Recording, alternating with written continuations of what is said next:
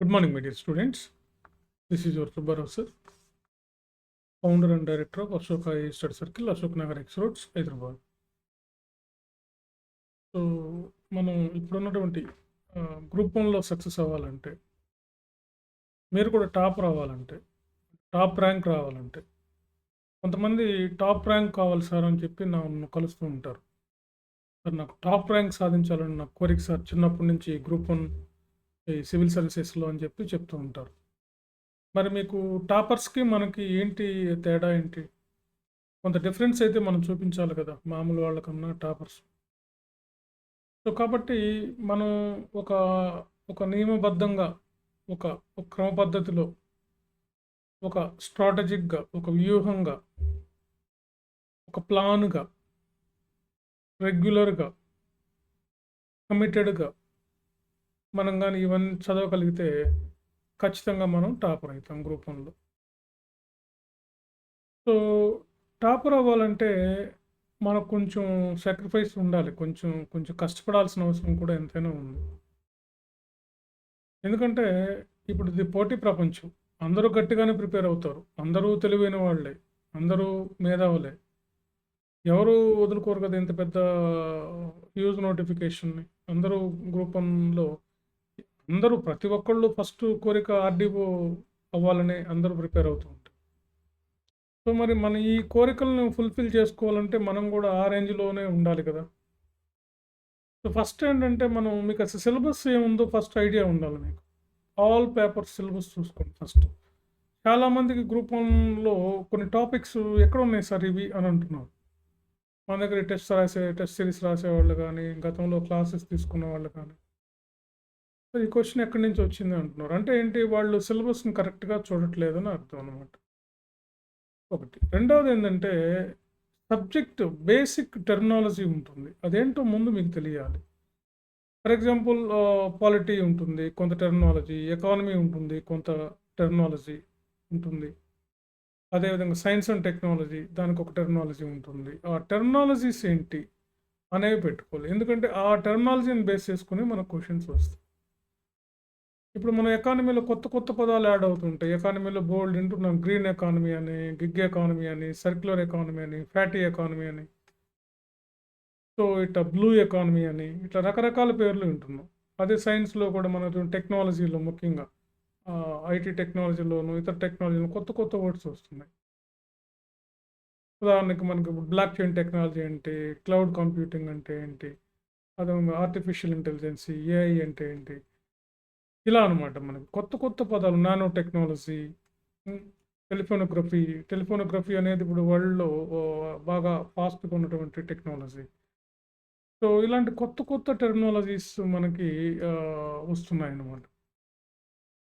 So కాబట్టి అది subject terminology కూడా మీకు బాగుంది, ఎందుకంటే ఆ టెర్మినాలజీని బేస్ చేసుకుని మనకు క్వశ్చన్ వస్తుంది అనమాట. ఎకానమీ అయినా అంతే, ఎస్ఎన్టీ అయినా అంతే, పాలిటీ అయినా అంతే. పాలిటీలో కూడా నెంబర్ ఆఫ్ టెర్మినాలజీస్ ఉంటాయి, కాన్స్టిట్యూషనల్ టెర్మినాలజీస్, రాజ్యాంగపరమైనటువంటి పదజాలం లేదా పరిభాష అని అంటారు, పారిభాషిక పదజాలం. సో కాబట్టి ఈ టెర్మినాలజీస్ నేర్చుకోవాలి. రెండు. మూడవది ఏంటంటే మీరు ఒక నోట్స్ ప్రిపేర్ చేసుకుని ఉండాలి. మీరు నోట్స్ ప్రిపేర్ చేసుకుని ఉన్నా కానీ మీకు ఓన్ నోట్స్ అనమాట, మీ స్టైల్లో, అంటే మీరు ఎలా రాయగలుగుతారు, మీకు నోట్స్ అంటే ప్రతి వాళ్ళకి ఒక ఓన్ స్టైల్ ఉంటుంది, ఆ స్టైల్లో మీరు నోట్స్ ప్రిపేర్ చేసుకోండి.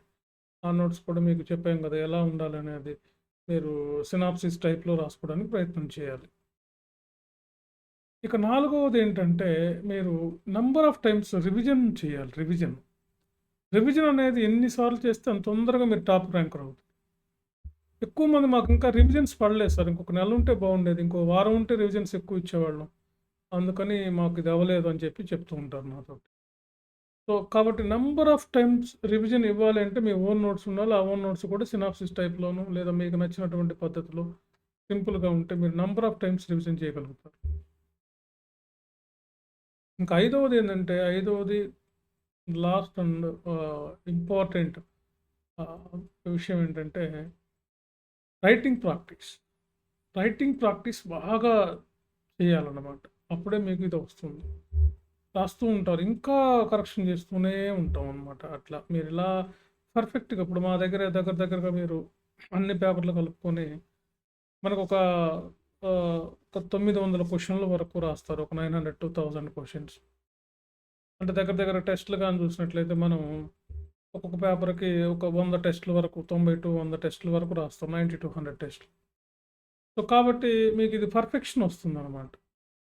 బాగా పర్ఫెక్షన్ రాయటం ఫ్లో. ఎందుకంటే హ్యుమానిటీస్‌లో అంటే సోషల్ సైన్సెస్‌లో ఈ ఆర్ట్స్ గ్రూపుల్లో ఏంటంటే మనం వినటానికి బాగుంటాయి గానీ చదవడానికి బాగుంటాయి. బట్ రాసేటప్పుడు పెన్ మూవ్ అవ్వదనమాట.